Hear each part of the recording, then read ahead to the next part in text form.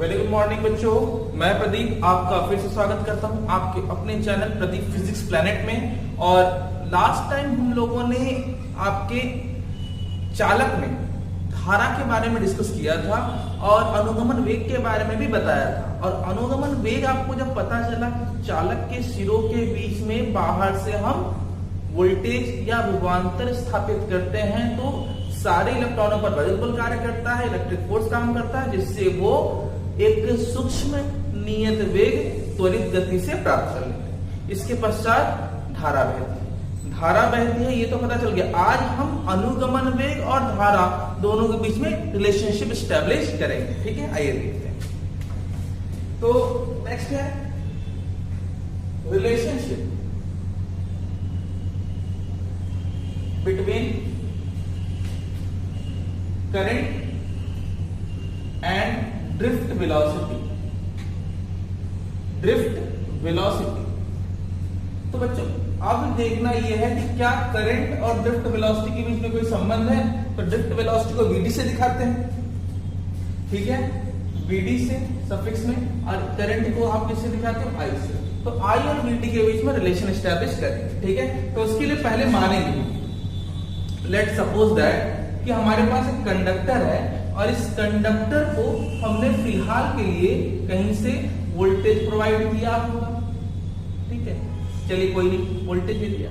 जैसे ही आपने वोल्टेज दिया तो इनके अंदर जितने भी ये सब हैं, ये कोई और नहीं इलेक्ट्रॉन्स है, फ्री इलेक्ट्रॉन्स, ये अब फोर्स ऑब्जर्व करेंगे किसकी वजह से, ये प्लस और ये माइनस, तो यहां पर एस्टैब्लिश हो जाएगा इलेक्ट्रिक फील्ड। ठीक है, जिसके वजह से ये सारे जो इलेक्ट्रॉन्स है वो फोर्स ऑब्जर्व करेंगे और फोर्स के कारण अब बेचारों की गति जो पहले स्पीड ज्यादा थी वो धीरे धीरे रिड्यूस होगी। और ये अलोंग द लाइन, मान लीजिए कंडक्टर की लेंथ कितनी है L, along the line electrons अब धीरे धीरे मूव करेंगे पॉजिटिव टर्मिनल की ओर। और इस वेग को हमने नाम दे दिया था vd। यही वो vd वेलोसिटी है, vd वेग है, जिससे ये इलेक्ट्रॉन धीरे धीरे मूव करके पॉजिटिव की ओर चलते हैं, यहां से लेकर के यहां तक। अब यहां से चलकर जब यहां तक पहुंचेंगे तो इसमें कुछ टाइम इंटरवल भी लगेगा, तो ये टाइम हो गया। एक बात हम और बता दें कि पहले इसका कुछ मेजरमेंट जरूर आप दिखा दिया कर। तो मान लेते हैं कि इस तार का क्रॉस सेक्शन एरिया A, इसकी लेंथ L है और ये कोई कंडक्टर है। तो कंडक्टर है तो हर कंडक्टर में क्या मौजूद होते हैं, फ्री इलेक्ट्रॉन, और फ्री इलेक्ट्रॉन्स की मात्रा पूरे कंडक्टर में होती है समान। अरे पूरे कंडक्टर के इलेक्ट्रॉनों की मात्रा निकालना थोड़ा टफ होता है, इसलिए हम एक काम करते हैं, क्योंकि कंडक्टर तो आप कितना भी बड़ा ले सकते हैं, तो किसी कंडक्टर में पर यूनिट वॉल्यूम में नंबर ऑफ इलेक्ट्रॉन आप कैलकुलेट कर लें या मेजर कर लें, एज्यूम कर लें। ठीक है, लेट कर लेते हैं कि चालक में एकांक आयतन में मुक्त इलेक्ट्रॉनों की संख्या, एकांक आयतन में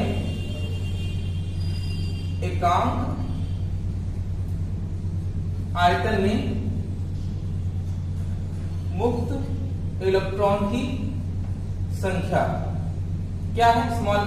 ठीक है, तब हमें अगर टोटल इलेक्ट्रॉनों की संख्या निकालनी होगी, तब चालक में कुल प्रभावी इलेक्ट्रॉन की संख्या क्या होगी बच्चों, तो कुल प्रभावी इलेक्ट्रॉनों की संख्या हो जाएगी स्मॉल n। 1 यूनिट की है, टोटल की निकालनी होगी तो हम निकालेंगे n, और पूरे आयतन, एकांक आयतन का पता, पूरे आयतन का, पूरे वॉल्यूम कैसे निकालेंगे, क्रॉस सेक्शन इनटू लेंथ, तो ये हो जाएगा बच्चों A इंटू L। तो ये टोटल इलेक्ट्रॉनों की संख्या इतनी हो जाएगी। 1 यूनिट का पता, टोटल यूनिट का निकालना है कंडक्टर। ठीक है, होगी, ये बात क्लियर कर ली। ठीक है, अब कुल आवेश की मात्रा निकालते हैं, अर्थात कुल प्रभावी आवेश बच्चों क्या होगा, तो कुल प्रभावी आवेश को कैपिटल Q लिख दीजिए और इलेक्ट्रॉनों की संख्या पता है तो n into A into L into E कर दीजिए। ठीक है, n एकांक आयतन में इलेक्ट्रॉनों की संख्या, A क्रॉस सेक्शन एरिया अनुप्रस्थ क्षेत्रफल, और L लंबाई और E इलेक्ट्रॉन की आवेश को दिखाता है। इसको आप 1 यूनिट या क्वेश्चन नंबर 1 दे सकते हैं। थोड़ा और आगे बढ़ते हैं, चेक करते हैं कि अगर हमें धारा लिखनी होगी तो क्या लिखेंगे। ठीक है, इसका अर्थात धारा, तो धारा जो प्रभावी धारा होगी बच्चों, अर्थात प्रभावी धारा वो क्या हो जाएगा, I is equal to Q by T, that is what, NA LE by T। क्या बोलते हैं, इसका नाम आप दे सकते हैं इक्वेशन नंबर 2। हम ये जानते हैं कि ये इलेक्ट्रॉन इसी कंडक्टर में यहां से यहां चलेंगे, और जब ये इलेक्ट्रॉन यहां से यहां चलेंगे तो फिर डिस्टेंस तय कर रहे हैं, और इलेक्ट्रॉन जिस वेग से चल रहा है वो vd वेग। ठीक है, तो यहां से यहां चलने में लीनियर डिस्टेंस l और समय कितना लगेगा t, वो t ही है। ठीक है, अर्थात या फिर अथवा चालक में इलेक्ट्रॉन के अनुगमन वेग जिससे वो चल रहे हैं, क्या होगा बच्चों, अनुगमन वेग, तो वो हो जाएगा bd इज इक्वल टू कितना डिस्टेंस तय कर रहे हैं L, कितने समय में बच्चों कर रहे हैं, t समय में। ठीक है, तभी धारा आएगी। ये लीजिए इक्वेशन नंबर 3 हो गया। इक्वेशन नंबर 3 में L by T और equation number 2 by P L by T है, तो इसको रिप्लेस कर सकते हैं। ठीक है, तो आप लिख सकते हैं फ्रॉम इक्वेशन 2 and 3 बच्चों, 2 and 3।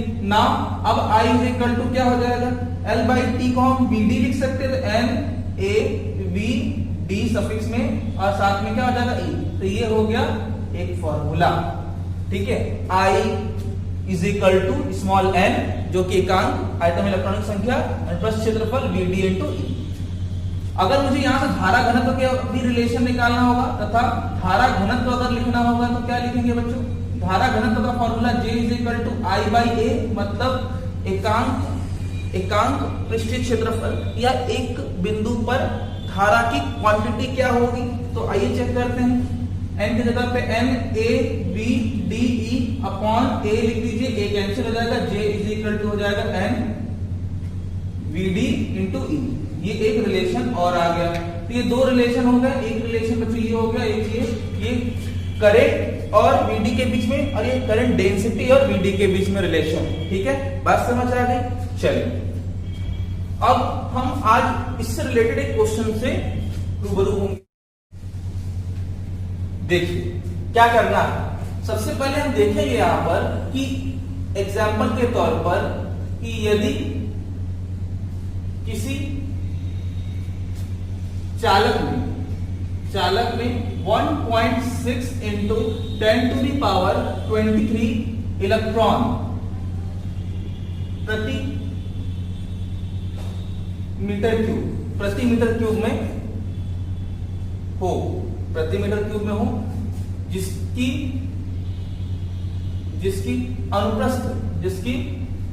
अनुप्रस्थ क्षेत्रफल, काट का क्षेत्रफल जो है वो आप 2.0 सेंटीमीटर स्क्वायर है, तब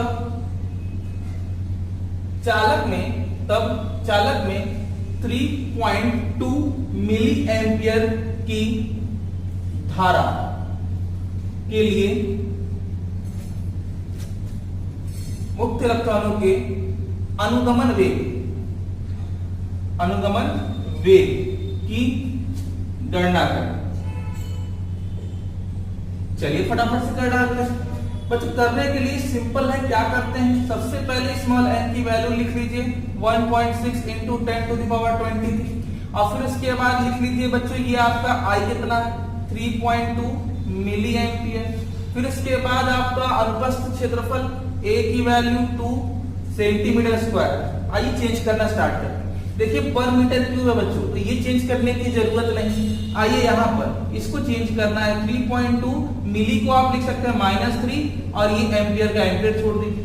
बच्चों यहाँ पे सेंटीमीटर स्क्वायर है, 1 सेंटीमीटर को हम मीटर में बदलेंगे तो 10 टू द पावर -2, यहाँ पे सेंटीमीटर स्क्वायर है तो आप लिखिएगा 10 टू द पावर -4। ठीक है, ये हो गया।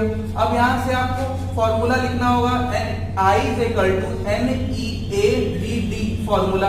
ये फॉर्मूला हो गया।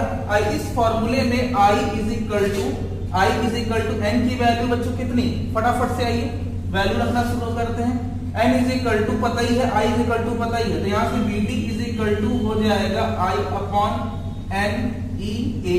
यहाँ से फटाफट आप bd i की वैल्यू कितना रख दीजिएगा 3.2 into 10 to the power minus 3 और फिर n की जगह पे 1.6 इंटू 10 टू द पावर 23 और फिर इसके बाद e की जगह पे 1.6 into 10 to the power minus 19 होता है ये कंफर्म। एरिया की जगह पे आप लिख सकते हैं कितना 2 into 10 to the power minus 4। बच्चों फटाफट से काट लीजिएगा दो बार में और ये दो आप इधर से कैंसिल कर सकते हैं। फाइनली आप इसको सॉल्व करके आंसर बता सकते हैं। ये आपके घर का काम होगा 1.6 इंटू माइनस 19 और माइनस 4 है बच्चों ये, तो ये माइनस 4 और माइनस 19 हो जाएगा 10 to the power minus 23। Solve करके इसका आंसर मीटर प्रति सेकंड में दे दीजिएगा। ठीक है, बात क्लियर है। चलिए ओके नेक्स्ट, इसी तरीके से आप इस क्वेश्चन को डील कर सकते हैं। देखिए बच्चों यहां पर ओम क्या बताते हैं, ओम्स लॉ। ओम्स लॉ पढ़ने से पहले मैं आपको बता दूं कि आज के डेट में ऐसा कोई इंसान नहीं है जो ओम के बारे में न जानता हो।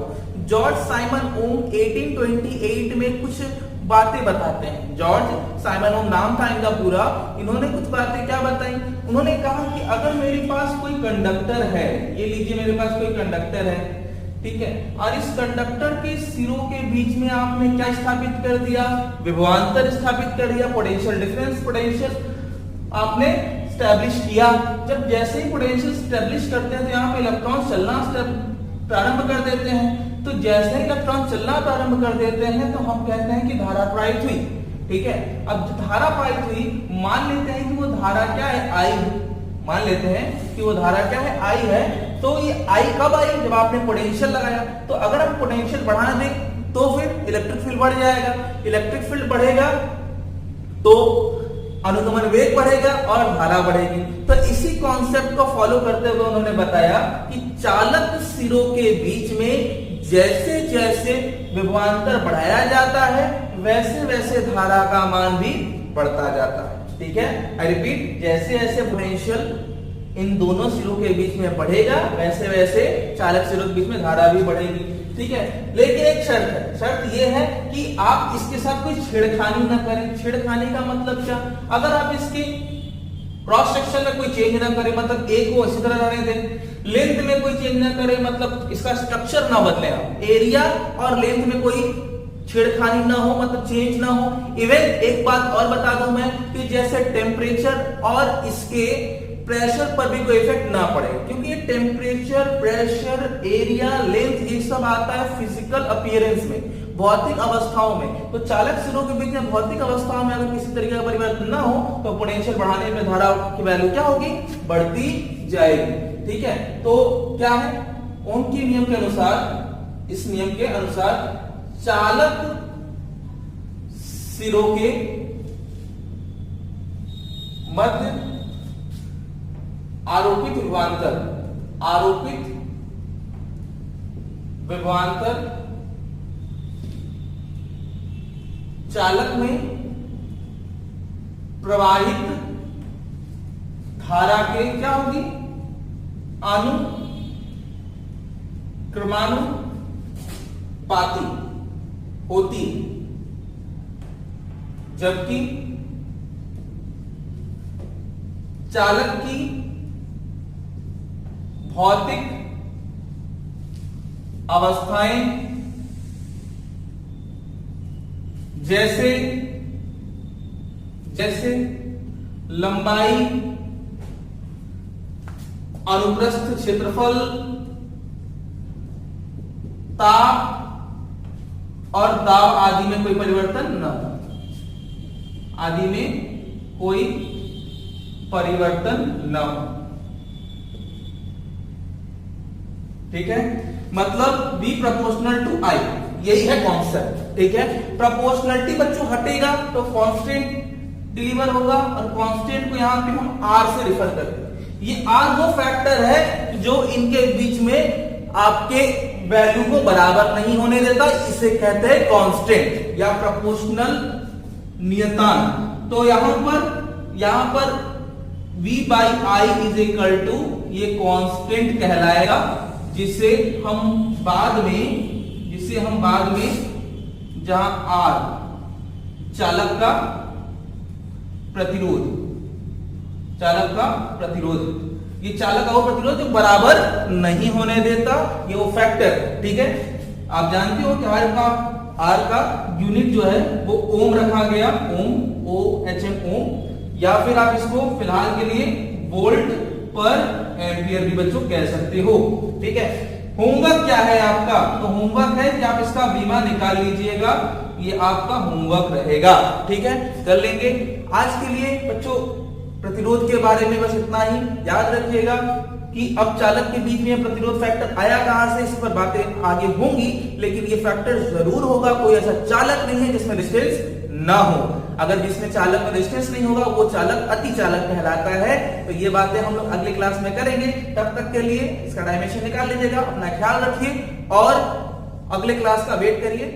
धन्यवाद।